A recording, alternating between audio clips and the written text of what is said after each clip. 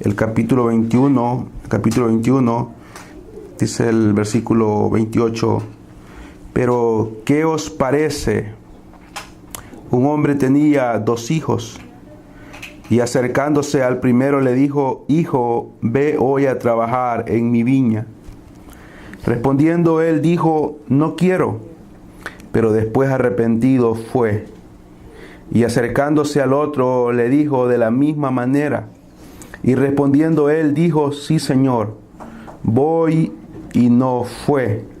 ¿Cuál de los 2 hizo la voluntad de su padre? Dijeron ellos: el primero. Jesús les dijo: de cierto digo que los publicanos y las rameras van delante de vosotros al reino de Dios. Porque vino a vosotros Juan en camino de justicia y no le creíste, pero los publicanos y las rameras le creyeron. Y vosotros, viendo esto, no os arrepentisteis después para creerle. Amén. Pueden tomar asiento. Como le digo, el tema que estaremos tocando es lo indispensable para hacer la voluntad de Dios. Lo indispensable para hacer la voluntad de Dios. Hace un tiempo yo les mencionaba que a veces cometemos el error de decir, cuando vemos una persona y decimos: el evangelio ha fallado en esta persona. El evangelio falló en esta persona porque la persona no vive como debería de vivir. Bueno, ahí estamos diciendo nosotros una blasfemia. Estamos diciendo una blasfemia en contra de Dios. Porque Pablo dijo aquellas maravillosas palabras en Romanos.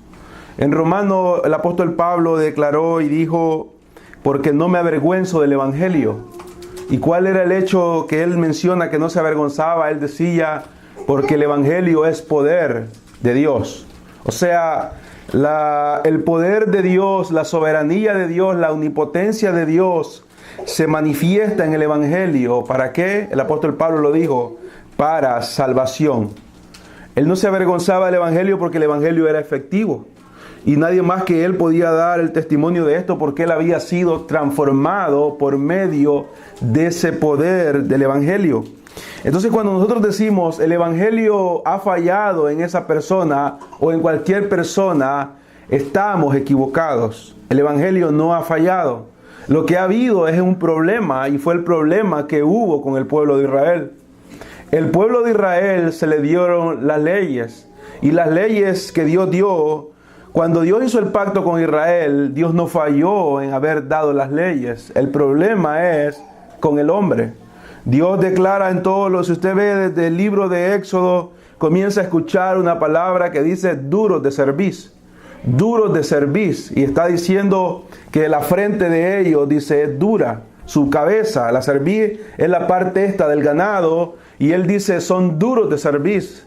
Porque por eso viven como viven, dice. Y por eso es que les pasa lo que les pasa. Porque aunque he castigado a vuestros padres, dice el Señor, no os arrepentís. Entonces, poniéndolo al tiempo que estamos ahora, cuando vemos una persona que no vive conforme a la voluntad del Señor, no significa que el evangelio ha fallado.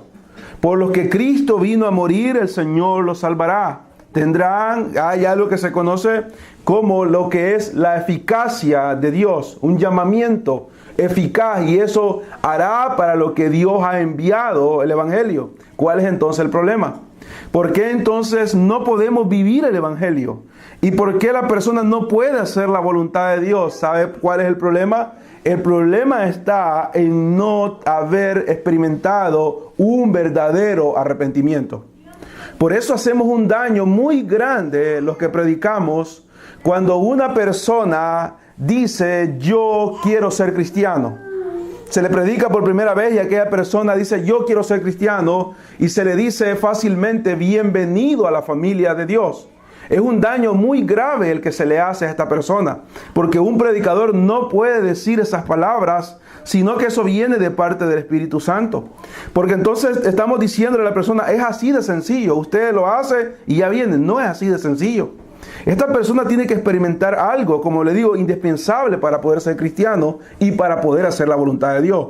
Porque el evangelio se trata de una palabra y se trata de obediencia. El evangelio es obediencia. Y la persona renuncia a lo que antes ha sido y viene y se somete a alguien que antes nunca se ha sometido. Y entonces el apóstol Pablo saca la conclusión y dice: soy esclavo o siervo de Jesucristo. ¿Qué significa ser siervo? Para ser siervo se necesita que haya un Señor, porque sin Señor no puede haber siervo. Entonces, para que haya un discípulo tiene que haber un maestro, porque no puede haber discípulo si no hay un maestro. En este caso, el cristiano, cuando viene a Cristo, se convierte en un esclavo de Jesucristo. No un esclavo como los esclavos que estaban sometidos por la fuerza, o un esclavo que sufre, sino que un esclavo que está ahí por amor, como lo he explicado antes, lo que sucedía en el Antiguo Testamento, cuando llegaba el periodo de que el esclavo decía, el amo decía: eres libre. Eres libre. Venía el tiempo que se llamaba como el tiempo también del jubileo, y daban las tierras y ponían la oportunidad a los esclavos de salir, y le decían al esclavo: te puedes ir ya cumpliste tu tarea. Pero aquel esclavo se sentía tan bien con el amo y decía: yo ya no me quiero ir, ya no me siento bien al irme. Entonces la ley enseñaba y decía: el tal tome al esclavo, el amo tome al esclavo, tome una lesna, a la punta que nos ocupábamos allá en nuestros países, tópelo a la puerta principal de su casa, péguelo ahí y ensarte la lesna en su oreja. Le hacía una hoyo en esta oreja, y eso significaba que ese esclavo ya no iba a estar ahí por la fuerza ni por dinero, sino que iba a estar ahí por amor y iba a estar para siempre. De ahí donde Pablo saca la conclusión, dice: soy siervo de Jesucristo. Estoy aquí por amor, pero para poder estar en eso, tiene que el hombre morir a él mismo, y eso es lo que se conoce en teología como arrepentimiento. El Señor ve esta parábola y le está hablando a un grupo de personas religiosas. Era un grupo de personas religiosas, de lo más religioso que había. Estas personas eran tan religiosas que cuando vamos a la historia del cristianismo antiguo, y cuando vamos a la historia de los fariseos, si una gallina ponía el viernes en la noche o el sábado, ese huevo ellos no se lo podían comer. ¿Por qué? Porque ese huevo había nacido en el día de reposo. Ellos botaban ese huevo y decían: la gallina trabajó, hizo fuerza para poner un huevo, no lo podemos comer. Eran extremadamente religiosos. Ellos venían y para poder tocar los pergaminos se lavaban todo el tiempo, pasaban lavándose hasta acá. Ellos no tomaban la Biblia así de fácil, sino que ellos venían y comenzaban a hacer muchos lavamientos. Por eso es que tenían las tinajas que usted encuentra en las bodas de Caná, y dice que habían para la costumbre del lavamiento que practicaban, porque ellos eran muy religiosos, pero no eran verdaderos creyentes. Ellos se habían vuelto tan religiosos y se había endurecido tanto su corazón que creían que eran buenos. Creían que eran buenos. Entonces ellos lo que tenían era una religión muerta. Era una religión muerta. Era una práctica nada más. Iban al templo, les gustaba que los vieran bien vestidos, con las ropas que llegaban hasta abajo, andaban la ley en la mano, oraban en las esquinas para que todo el mundo los escuchara, andaban la ley aquí pegada también en la frente, y eso les gustaba que la gente los admirara. Pero ellos eran en sí, había mucha maldad, y la prueba de eso, la prueba más grande es que llevaron a Cristo a la cruz del Calvario y ellos mismos consintieron a su propio Dios. Entonces ellos tenían esta actitud y el Señor tiene una confrontación con ellos porque el Señor había maldecido una higuera. Y entonces acá cuando ellos entran en una confrontación y preguntan al Señor con qué autoridad Él hace lo que hace, y el Señor les da la respuesta y les pregunta con respecto a Juan el Bautista, y luego llegan al momento de llegar al versículo 28 que hemos entrado, y el Señor les dice acá lo que se necesita para poder vivir conforme a la voluntad de Dios. Les dice Él, por eso es que Él pregunta: ¿pero qué os parece? Jesús les pregunta, porque le han preguntado con respecto a qué autoridad tiene, y Él dice: contéstenme ustedes a mí y yo les voy a contestar a ustedes. Pero ellos, como eran falsos religiosos, tuvieron temor. Dice: si decimos que es mentira lo de Juan el Bautista, aquí los van a apedrear, porque la gente, el pueblo, cree que Juan el Bautista era un profeta verdadero. Entonces ellos se quedan callados y Él dice: tampoco les voy a contestar, pero sí les voy a enseñar lo que es verdaderamente ser un hijo de Dios. Y entonces Él les dice: ahora les voy a enseñar, y pregunta por medio de una parábola.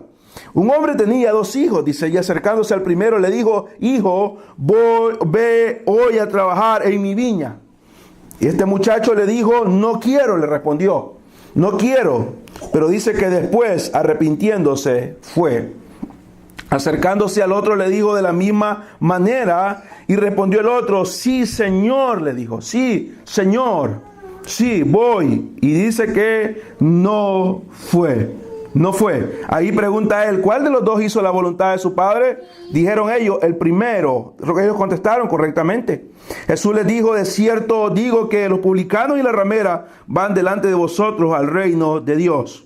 Aquí vemos dos hijos. El Señor toma esta parábola maravillosa para poderles enseñar a ellos qué se necesita para hacer la voluntad de Dios. Y entonces pone el ejemplo de dos hijos. Y los dos hijos, el Señor les llama y les dice que vayan a hacer su voluntad. Porque como era su padre, ellos tenían que obedecer a lo que su padre. Aquí vemos a un hombre que tenía una viña, tenía una siembra de uvas. Y entonces les dice que vayan a la siembra de uvas que era de él como padre. Y él le dice, no, dice el primero, yo no voy. Dijo, no quiero ir. Pero luego dice, se arrepintió. ¿Y qué hizo? Fue. Aunque dijo no, pero fue. Y luego el otro dice, sí, Señor, respetuosamente, pero no fue. Entonces aquí vemos, trasladándolo a nuestro tiempo, trasladándonos al cristianismo, al evangelio, lo que yo le mencionaba ahora, ¿por qué tantas personas viven en toda su vida, por así decirlo, prácticamente, escuchando la voz de Dios, el mandato de Dios, la voluntad de Dios, pero aún así no cumplen lo que Dios quiere que hagan? ¿Por qué? Porque la gente podemos fácilmente nosotros decir amén a algo que creemos que es verdad. Cuando nosotros decimos amén, estamos diciendo, es cierto lo que está diciendo. Cuando nosotros decimos amén y las personas están escuchando una predicación y dicen amén, y hay predicadores que se enojan que la gente no diga amén y dicen, aunque ustedes no digan amén, pero es verdad, y quieren que la fuerza esté diciendo amén, amén, amén, la gente cada rato, y es peligroso decir amén más bien. ¿Por qué? Porque cuando yo digo amén, estoy diciendo es verdad lo que Dios dice por medio de su palabra, cuando leemos la palabra. Entonces, ¿por qué tanta gente vive en el día de hoy de esta manera? Escuchamos la palabra del Señor, entendemos la palabra del Señor, lo que está diciendo el hombre que está predicando, y decimos, es verdad, amén, es cierto. Y entonces al salir de la iglesia, al lugar donde verdaderamente se prueba lo que es el mundo, el trabajo, la casa, la calle, la escuela, las tiendas donde andamos, hacemos todo lo contrario. ¿Por qué? ¿Sabe por qué? Porque nunca ha habido un verdadero arrepentimiento. Nunca lo ha habido un verdadero arrepentimiento. ¿Qué significa la palabra arrepentimiento? La palabra arrepentimiento viene del original hebreo. Es una palabra que viene del hebreo que significa volver o volverse. Eso significa arrepentimiento. Cuando usted dice a alguien, este se arrepintió, le está diciendo, él se volvió, o cambió de idea, o se regresó. Eso significa la palabra arrepentimiento. Volverse o volver. O sea, cambiar de rumbo, cambiar de camino. Como dijo de una forma muy graciosa el pastor Adrián Roger un día, en una predicación, dijo Adrián Roger, usted dice, yo nunca me he encontrado con Satanás, dijo Adrián Roger. Y puede ser, dijo Adrián Roger, que el motivo que nunca se haya encontrado es porque van juntos, van a la par. Y entonces nunca ha habido la oportunidad de encontrarse porque lo lleva caminando a su lado. O sea, siempre van en el mismo camino. Porque el cristiano, cuando una persona se arrepiente, según la original traducción hebrea, significa que el cristiano, cuando entiende el evangelio, se da la vuelta y comienza a caminar en contra de todo lo que antes caminaba a la par. ¿Sí? Es lo que hace el cristiano. La persona viene y la persona, es normal en la persona que no quiera. Nadie quiere ser cristiano. Nadie. Cuando se conoce el verdadero cristianismo, la persona dice no, no, no. Pero cuando surge el arrepentimiento y la persona se arrepiente de todo corazón, entonces esa persona vuelve la espalda para lo que antes miraba y comienza a ver lo que antes le daba la espalda, y eso es Dios. ¿Por qué? Porque se arrepiente. Este muchacho dijo no, dijo él no, dijo, su respuesta fue cortante y dijo no. Ahora, en esta parábola, para nosotros, la viña representa el evangelio. La viña representa el evangelio. El evangelio es representado acá, la iglesia es representado, en el Antiguo Testamento Israel representa a la iglesia. Perdón, Israel representa una viña representa a Israel en el Antiguo Testamento. Ahora, para poderlo aplicar a nuestros días, a nuestra vida, nosotros en este tiempo, la viña representa la iglesia. Y Dios está llamando personas, y en una iglesia se viene a trabajar. Por eso ese canto que nosotros cantamos, el canto que nosotros cantamos en la iglesia, trabajar y orar, es verdad. La diferencia es que nosotros no lo pongamos en práctica, pero en la iglesia es para trabajar. Dios no llama a la persona para que venga simplemente a sentarse acá y estar sin hacer nada, sino que hay que trabajar. ¿De qué forma? Bueno, el trabajo, el privilegio más grande del trabajo que puede tener un cristiano, en primer lugar, es la oración. Es trabajo. Orar es trabajar. Orar, expandir tiempo en la oración, antes de ir a hacer cualquier actividad, trabajar, orar es un trabajo. Otro de ellos es también estudiar la palabra, es un trabajo. Es trabajar también, luego transmitir el evangelio a otro, es un trabajo maravilloso. La Biblia dice que es sabio el que gana alma, es un trabajo. El poder ayudar en la iglesia en cualquier servicio que haya, sea con los niños, sea predicando, sea abriendo la puerta, sea manejando el transporte, sea dando la bienvenida, limpiando el lugar acá, la limpieza, los baños acá, cualquier lugar. Es un trabajo para el que Dios llama, y entonces la iglesia es vista en este momento como la viña, y Dios está llamando. Y hay muchas personas que no quieren por mucho tiempo. Hay personas que dicen no queremos hacerlo. Se les invita, se les dice, se les predica y dicen no. Pero cuando viene el arrepentimiento a su vida y Cristo lo confronta por medio de su palabra con esa espada que es la palabra de Dios, y esta persona entiende lo que está desperdiciando y lo que está diciendo no, y se arrepiente de verdad, entonces viene y comienza a hacer la voluntad de Dios. Comienza a hacer la voluntad de Dios. Es lo que está enseñando acá. Él dice no quiero, pero después, o sea, eso después significa un tiempo que pasó. Esta persona entendió que estaba mal lo que había dicho, que no estaba bien lo que había dicho, y luego dijo, voy a ir. Y entonces fue. Ahora veamos la otra parte. La otra parte es que la otra persona representa a aquel que todo el tiempo dice sí, cuando dentro de su corazón nunca ha habido ningún arrepentimiento. Este muchacho se arrepintió de haberle dicho no a su padre. No a su padre. Imagínense qué cara tuvo que haber puesto el papá, sabiendo que, por ejemplo, un papá que tiene una viña, de esa viña produce para mantener a la familia, de esa viña se comía, de esa viña se vestía, de esa viña se compraba lo necesario, de esa viña pagaban las deudas, y que alguien diga no, ¿cómo se pudo haber sentido su padre? Ahora, ¿cómo debe haber sentido el muchacho en el camino, pensando en cómo había herido el corazón de su padre, diciéndole no quiero? Y eso fue lo que lo hizo entender y volver. De la misma forma en el hombre.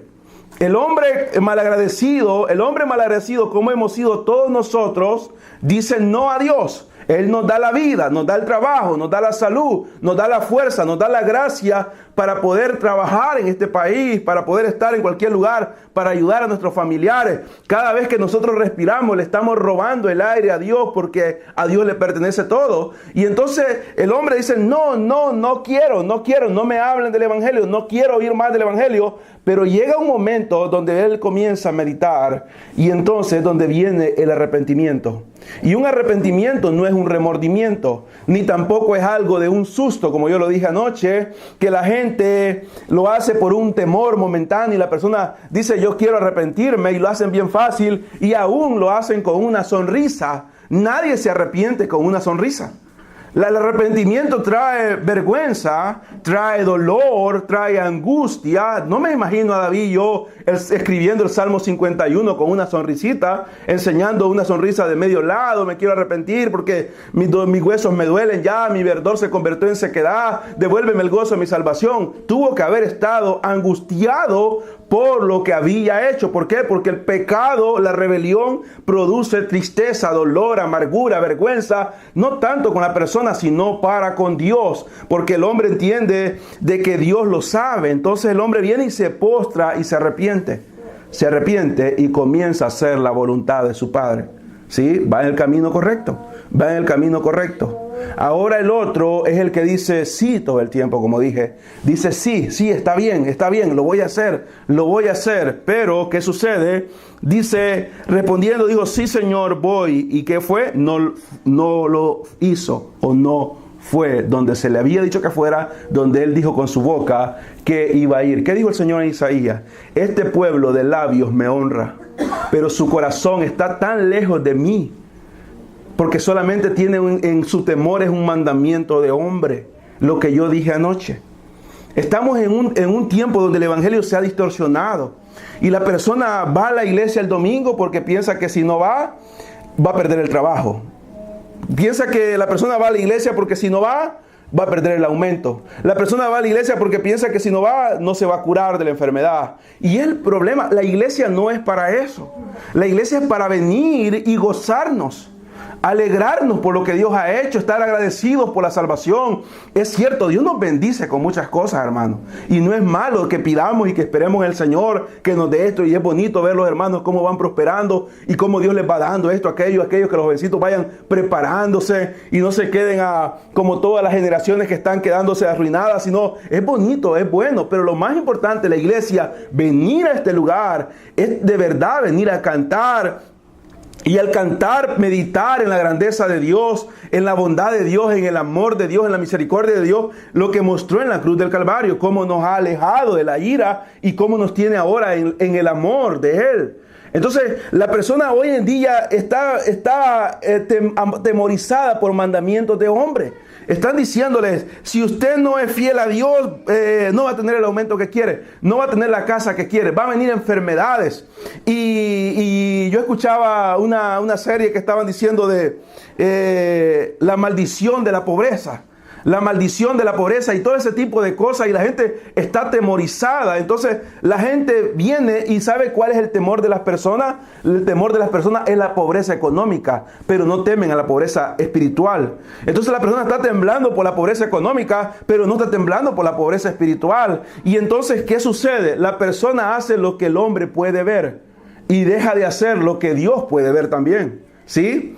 Entonces la persona comienza a hacer como este muchacho y dice, sí, Señor, voy a hacerlo, olvidando que Dios es omnisciente.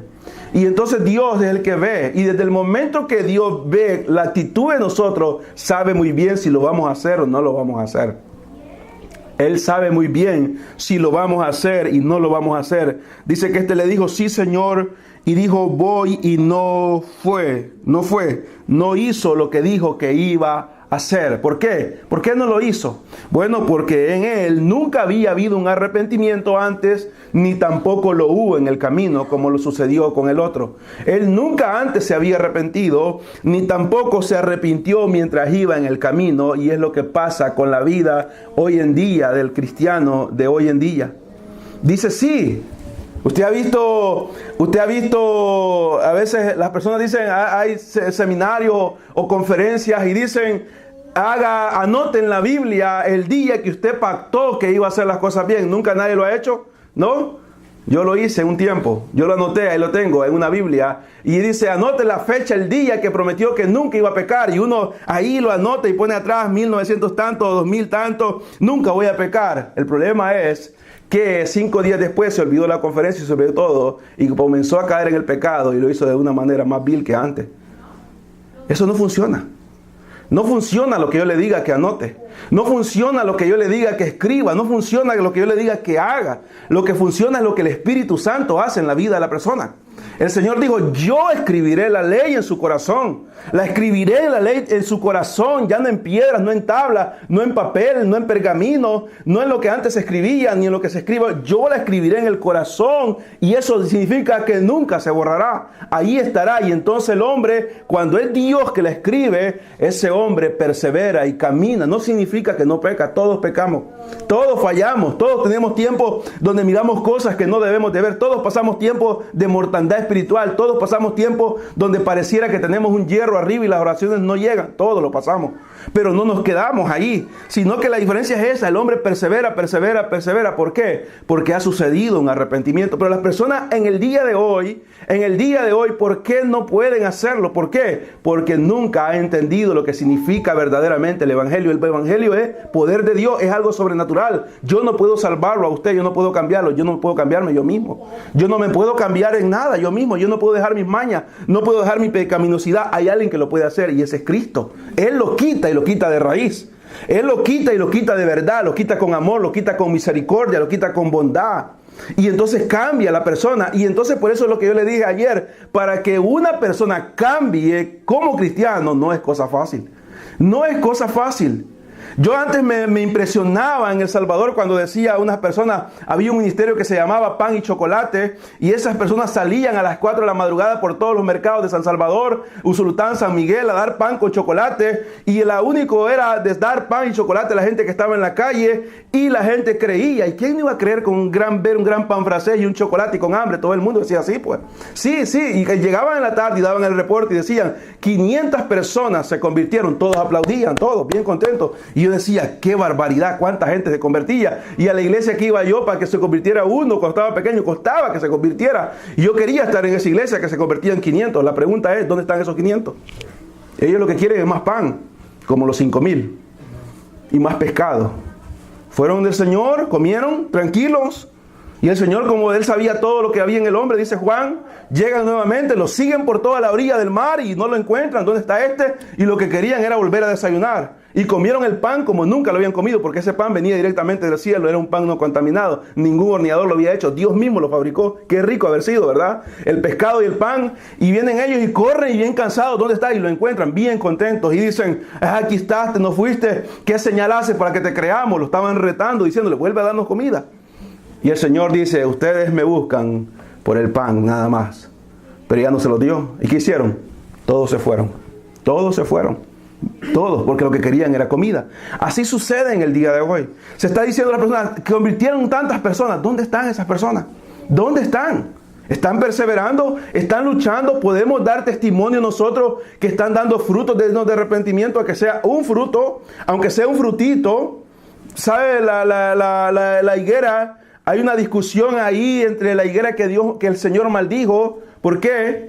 Porque el Señor dice que va caminando con los discípulos y ve una higuera. Y dice que cuando la ve, ¿qué sucedió? Él va a buscar frutos. Pero la misma Biblia lo dice, no encontró frutos. ¿Por qué? Porque no era tiempo todavía. Y ahí entra una gran discusión. Y las personas que critican dicen, bueno, entonces, ¿por qué fue injusto él? Si no era tiempo de frutos, ¿por qué la maldijo? ¿Por qué la maldijo? Bueno, porque cuando estudiamos lo mismo, la historia de los tiempos de las tierras ahí, o de este momento todavía, el día de hoy, la higuera, antes de dar fruto, daba una flor. Y esa flor se podía comer. Esa flor ya se podía comer. Y entonces, cuando aquella higuera, en el tiempo que estaba ya de florear, no tenía flor, significa que no iba a tener fruto. Entonces el Señor fue y vio la higuera y vio que no tenía la flor. Y se dio cuenta que nunca iba a dar fruto, porque ni siquiera tenía la flor, que esa era la muestra que venía la cosecha de higos. Entonces, ¿qué hizo? La maldijo. ¿Qué significa? Cada cristiano, por pequeño que pueda ser el fruto, tiene que dar un fruto. Tiene que dar fruto. Por eso dice que la tierra dio el fruto ¿al cuánto? ¿A cuánto? ¿100? ¿70? 30 y 1. Unos dan más, otros dan menos, otros dan menos, otros dan menos. En el tiempo de la prosperidad hablan de dinero. El fruto que están dando es una vida de santidad, una vida de amor hacia el Señor, una vida de amor para la obra, una vida de renuncia al pecado. Esos son los frutos. Unos dan más, otros dan menos, porque no hay igual, pero se está luchando y se va dando fruto. Entonces, ¿por qué nosotros vemos eso hoy? La falta de arrepentimiento. La falta de arrepentimiento. Entonces él pregunta y dice, ¿cuál de los dos hizo la voluntad de su padre? Dijeron ellos, el primero. Ellos contestaron correctamente. Lastimosamente ellos no sabían hacer eso porque estaban cegados. Entonces Jesús les dijo, de cierto os digo que los publicanos y las rameras van delante de vosotros al reino de Dios. Mire que es triste lo que escucharon ellos en este momento. ¿Por qué? Porque esta gente tenía la ley metida por las narices. Esta gente tenía la ley metida por los oídos. Los escribas, su trabajo de los escribas era lo que el nombre dice, escribir. Los escribas pasaban escribiendo la ley de un lado para otro, de un lado para otro, de un lado para otro. Los fariseos pasaban estudiando la ley y la memorizaban, eran maestros. Pero le dice el Señor, ustedes, por ser como son, duros, sin arrepentimiento, ¿quiénes van a ocupar las primeras líneas antes que ustedes? Los publicanos, los que ellos menospreciaban. Los publicanos que ellos menospreciaban. Las rameras que ellos menospreciaban. Aquella mujer que leímos el otro día, no sé qué día fue que leí, fue el sábado, no sé qué día que hablé. Aquella mujer que en la casa del fariseo, de Simón el fariseo, llegó y dice que era pecadora, lo cual significa que era ramera, y quebró el bote de alabastro, la loción, el perfume, lo regó en sus pies y comenzó a llorar y comenzó a enjugar los pies. Entonces aquí le dice el Señor, esas mujeres van a ir antes que ustedes, las prostitutas. No es porque van a ir como ellas quieren ir, sino eran prostitutas regeneradas. Eran publicanos regenerados. El caso de Mateo. Mateo era un publicano, era un cobrador de impuestos, o sea, un hombre que sacaba lucro del dinero del pueblo. Pero Mateo, ¿qué hizo? Dice que Mateo dejó todo. Estaba sentado Mateo en lo mejor de cobrar los tributos y lo que le decían los romanos a los publicanos. El publicano era un judío que le trabajaba para el pueblo romano, para el gobierno romano. Entonces eran odiados porque eran judíos y estaban cobrando los impuestos. Entonces los romanos les decían a ellos, bueno, vas a cobrar tanto de impuestos este año, pero si cobras algo más a lo extra es tuyo. Entonces ellos aumentaban el nivel de cobro de impuestos y la gente daba en su pobreza y ellos eran bien odiados. Pero cuando ve Mateo ahí, Leví, que era Leví en ese momento, ve al Señor, se impacta y el Señor le dice simplemente, sígueme. Y él estaba en el banquillo y seguramente el banquillo estaba lleno de monedas porque él estaba haciendo su trabajo. ¿Y él qué hizo? Dejó todo. ¿Y qué hizo? Lo siguió. Lo siguió. De esos publicanos está hablando el Señor. De esos publicanos está hablando el Señor, como el chiquitín Zaqueo, aquel chiquito Zaqueo que era otro también muy menospreciado, pero en el momento que dice quería ver al Señor, lo ve el Señor en ese momento y lo observa y le dice, baja porque hoy ha venido la salvación a tu casa. Y aquel hombre corre y dice, si he defraudado lo voy a reponer y lo voy a dar como la ley dice, voy a darlo multiplicado por lo que he quitado. De esos publicanos está hablando el Señor. Como aquella mujer adúltera que iba a ser apedreada, y los mismos fariseos que lo estaban en este momento confrontando, seguramente eran parte de ellos, lo llevan y eran tan malvados que la ley decía hay que matar al hombre y a la mujer cuando se encuentran en el acto de adulterio, pero eran tan malvados ellos que al hombre no lo habían llevado, solamente habían llevado a la mujer cuando tenían que morir los dos. Tiran a la mujer, lo más seguro, desnuda y golpeada, y le dicen, ¿qué dices tú que tiene que hacer la ley? ¿Qué debemos de hacer? Esta mujer fue encontrada en el mismo acto, o sea, los encontraron a los dos. Y le dice el Señor en ese momento con tanto amor y misericordia, bueno, el que esté libre de pecado, tire la primera piedra. Y como todos eran pecadores, se va. Y aquella mujer adúltera, o sea, una adúltera, era una ramera, el Señor le pregunta, ¿dónde están los que te acusaban? Y le dice, no están. Y le dice él, te perdono. Te perdono es la palabra que le está diciendo, pero es algo, ya no peques más. De ellas está hablando acá. De ellos está hablando acá. De aquellos que de verdad se arrepintieron de todo corazón. ¿Sabe por qué? Porque el que se arrepiente de todo corazón nunca toma el arado y mira hacia atrás. Siempre va hacia el frente. Siempre va hacia el frente. Siempre va hacia el frente. ¿Por qué es que no hay que ver para atrás el arado? ¿Cuántos araron con arado? ¿Alguien aró con arado aquí? ¿Sí? ¿Se acuerdan cuando aquellas grandes piedras estaban? ¿Qué brincos pegaba el que iba arando, verdad? Iba arando y de repente, ¡pah! ¿Verdad? Y aquel brinco, pues la gran piedra.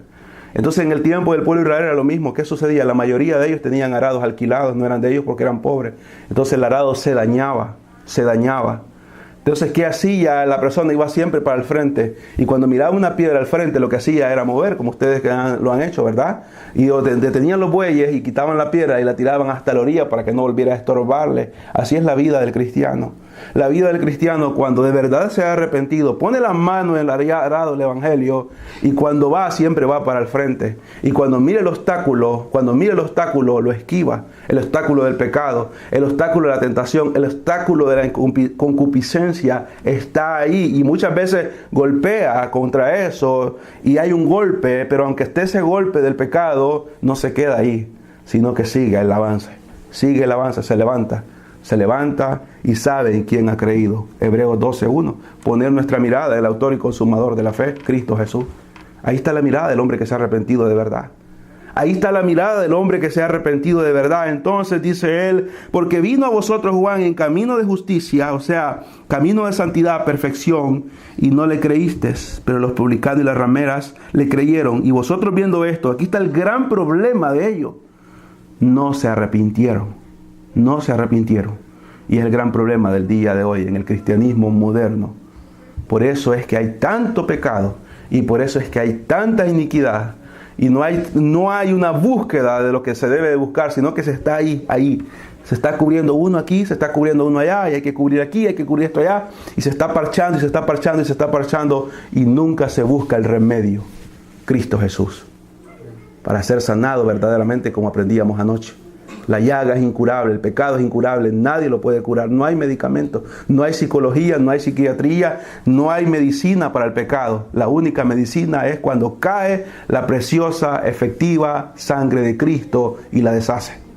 La sangre de Cristo es el alcohol, así para decirlo, para la herida del pecado, como nosotros le echamos alcohol cuando hay una herida. La sangre de Cristo es la que detiene, es lo que quita la contaminación y deja aquella carne como la carne de un niño. Y dice, han nacido de nuevo. Son niños en Cristo Jesús. Ahora, para terminar, vamos a ver un ejemplo más, otra parábola más. En Lucas capítulo 6.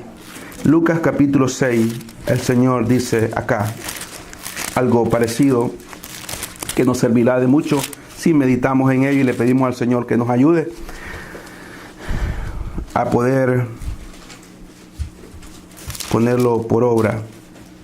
Lucas 6, el versículo 46, un pasaje muy conocido, y el Señor vuelve a preguntar algo similar a lo que hemos hablado. El Señor pregunta, Él ha dicho antes los frutos, usted puede saber los frutos que el Señor ha hablado de los frutos, ¿verdad? Por los frutos se conoceréis cada cristiano, cada hombre, cada malo, cada bueno. Cuando decimos bueno es justificado, cuando decimos malo es una persona que no se ha arrepentido. Entonces llega el versículo 46 y Él pregunta, ¿por qué me llamáis Señor? ¿Cómo estará cansado Dios que le estemos diciendo Señor, Señor, cuando no se hace lo que Él dice? Dice Él, ¿por qué me llamáis Señor? Señor, vuelve a decir Él, y no hacéis lo que yo digo. Dice, todo aquel que viene a mí y oye mis palabras y las hace, os indicaré a quién es semejante.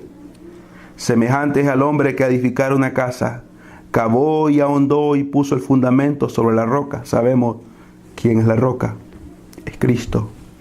Y cuando vino una inundación, podemos hablar de inundación, lo que significa para poderlo entender: tentación, problema, persecución, deseos pecaminosos. Esto significa inundación para la vida del cristiano.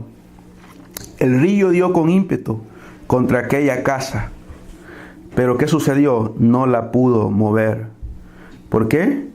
Porque de verdad había creído, y entonces como había creído de verdad, estaba su fundamento en la roca, y la roca es Cristo.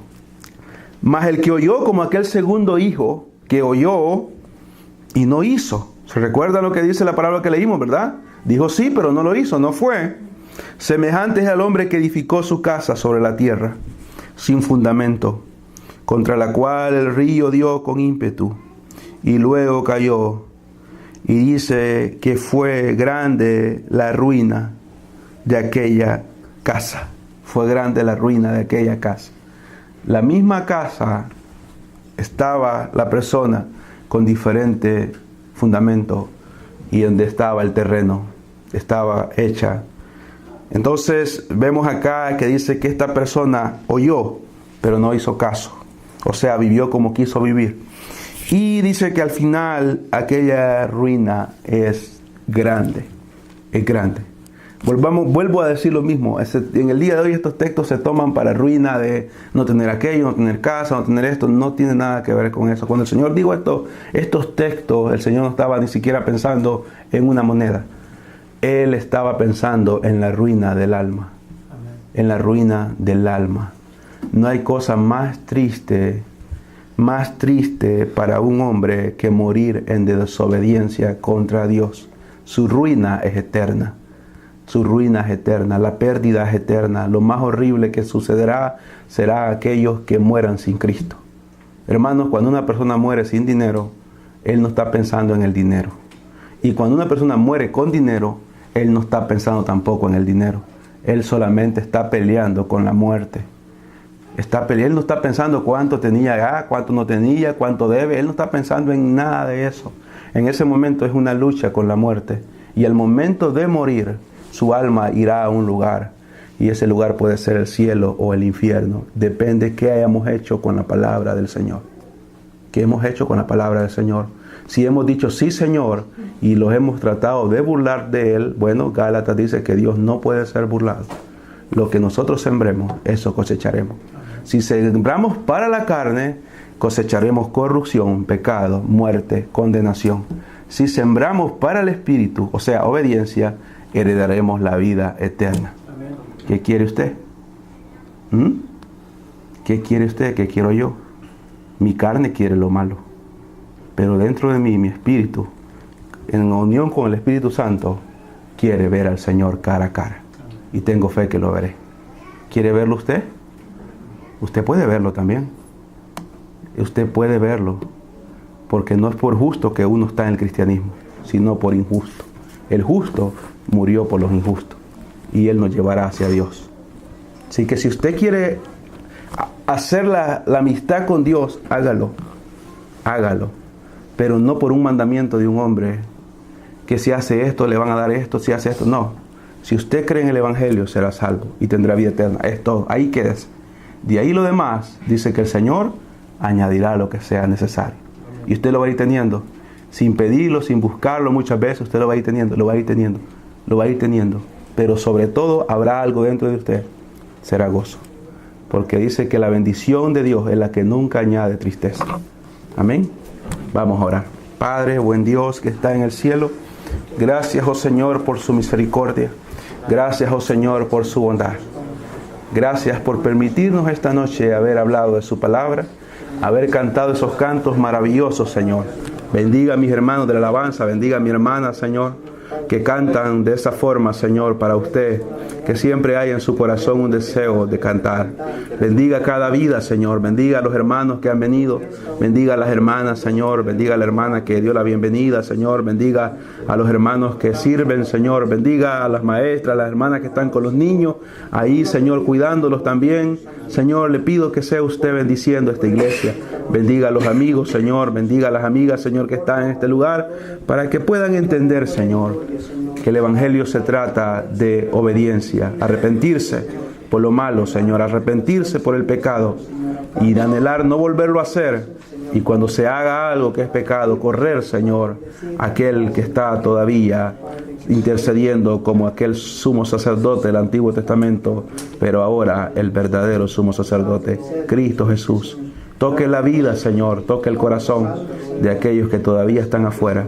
Y los que estamos en la lucha, Señor, ayúdenos a caminar, ayúdenos a pelear, a perseverar, ayúdenos a huir de la contaminación del pecado, que anhelemos cada día presentarnos aprobados delante del Señor. En Cristo Jesús, Señor nuestro, le alabamos y le exaltamos. Gracias, Señor, por esta noche. Amén y amén.